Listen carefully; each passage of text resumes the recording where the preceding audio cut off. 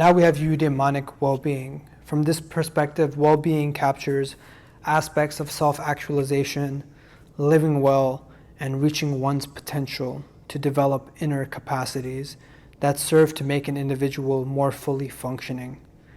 And we have this great clip from the film Spring, Summer, Fall, Winter, and Spring Again, which really depicts a eudaimonic, virtuous living.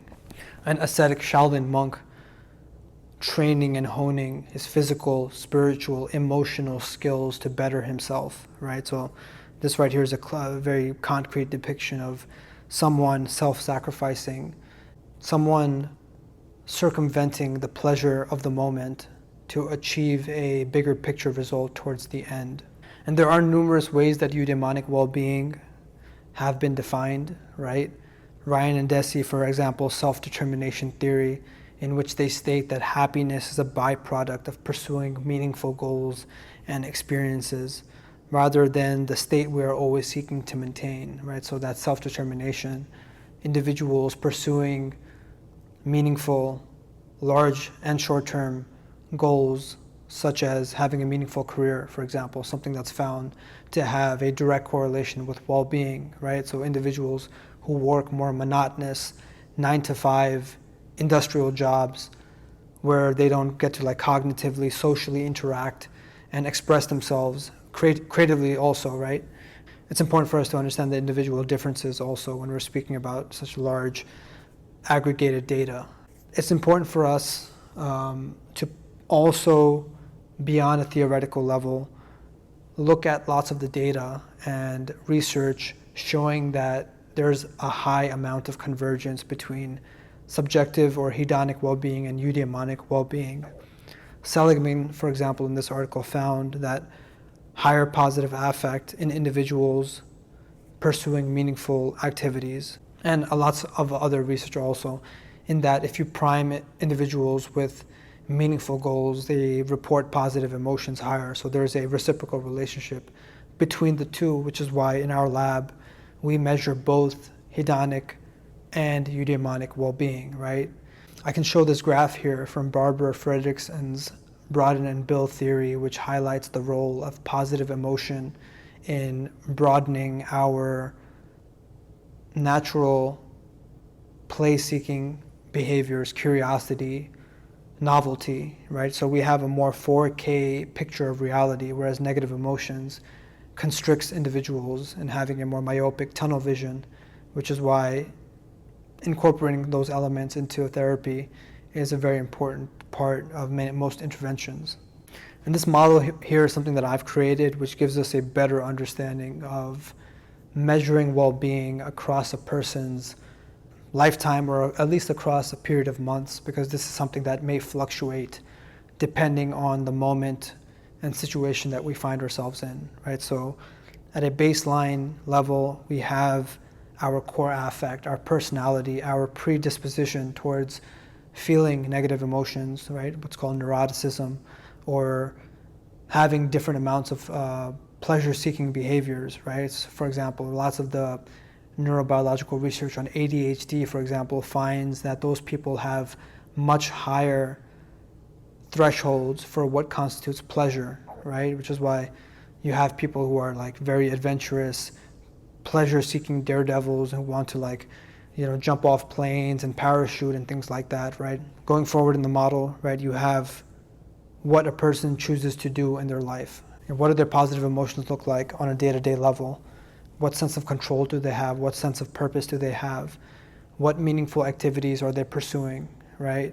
Which is why I put that example of Ichiro Suzuki, one of my favorite baseball players, right? Because that's someone similar to that monk that I showed previously, who's using his capabilities physically, financially, mentally. They're aligning with his higher vision in life, right? Which is why pursuing something that's meaningful to you is one of the concrete aspects of achieving well-being.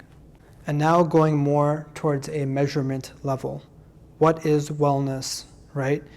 If our contextualization of happiness shifts slightly, such as moving from a high arousal positive state, excitement, joy, to a low arousal positive state, such as calm or peace, we find higher indexes in certain societies, as outlined in the recent iteration of the World Happiness Report. We've probably seen this headline a bunch on CNN, right? The world's happiest country, Finland, Denmark, usually a very homogeneous Northern European country. But we should always ask ourselves, what scale, what tool are they using to measure happiness, something that's so elusive, something that's so abstract, something that's so culturally requires a cultural understanding of that society, right?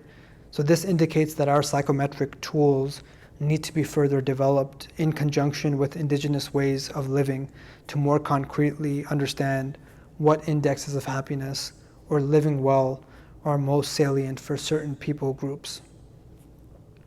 And this presentation is directly linked to my book chapter, which is free and available on my website, in which I cite indigenous psychologists from Native American, Taoist, Hindu, Christian traditions, which speak about their own understanding of well-being that pertain to their belief system. The Creator gave all two-legged beings a sacred gift. We call this the gift of choice. Regardless of where we are born, all come to earth with this gift. Along with this gift of choice, all two-legged beings have a sense of knowing right from wrong, from the one who stands within. Therefore, the gift of choice allows us to choose knowingly.